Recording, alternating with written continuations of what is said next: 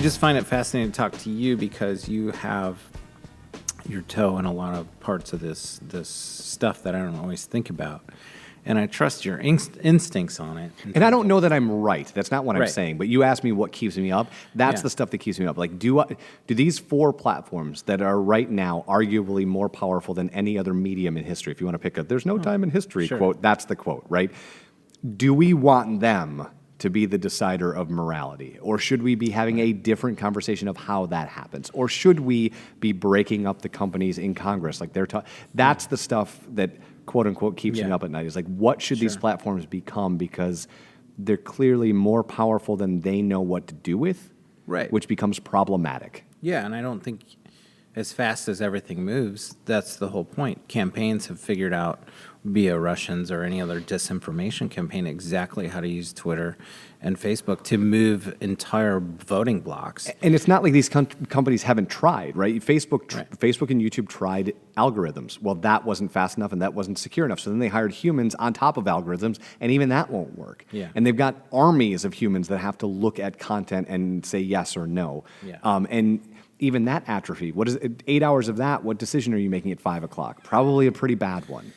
Well, and I forget what you probably read it too, or I forget about it, but it was it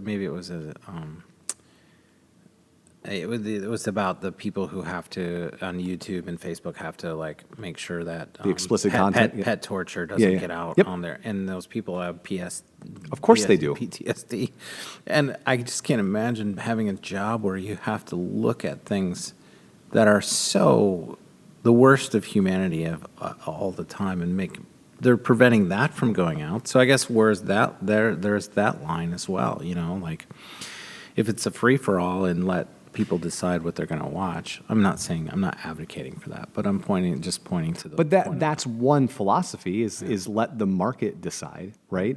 The problem is everybody in air quotes, right? The estimation is that that's not what's happening, is that all of the bad is bubbling up and not all of the good. Instagram has made a constant, a concerted effort to not show female nipples. You know what I'm saying? So yes, but that's one of the reasons that Instagram continues to grow is because you can escape all of this into that universe. Right. So isn't that cutting against what we're talking about? Because they're providing censorship. But it's a different platform that you can't actually do the things that you can do on Facebook and YouTube, right? You can't do long-form video in the feed. You can do it in Instagram TV, and you can't post articles. You can only post screen caps of articles, and as a general rule, text on Instagram doesn't work very well, right? And it ends up being too hard. And I'm just saying the moral line. I'm saying is like nudity isn't going to be a part of Tumblr went off that way, and Twitter has a problem with that, and just like pornography being on things. So there is a line that the company at Instagram and Facebook has said Facebook does the same thing. Same thing. Same company owns them, but they both made efforts. So I think it's interesting that like Tumblr is dying. Like there's certain platforms that I guess the audience has spoken that more users will go to things where they feel safer. Sure. And not going to be confronted with some random pic that's like, oh, genitalia. Whoa, okay. But that's just one bucket, right? Right. There's a lot of other buckets that you can find all sorts of stuff on YouTube and Facebook that you probably would be really? Can you send me some equally morally abhorrent of, All right. Well, what haven't we covered? I don't know. That was a super positive way to end this thing. It was great. It ended on nipples. That's all we needed to know.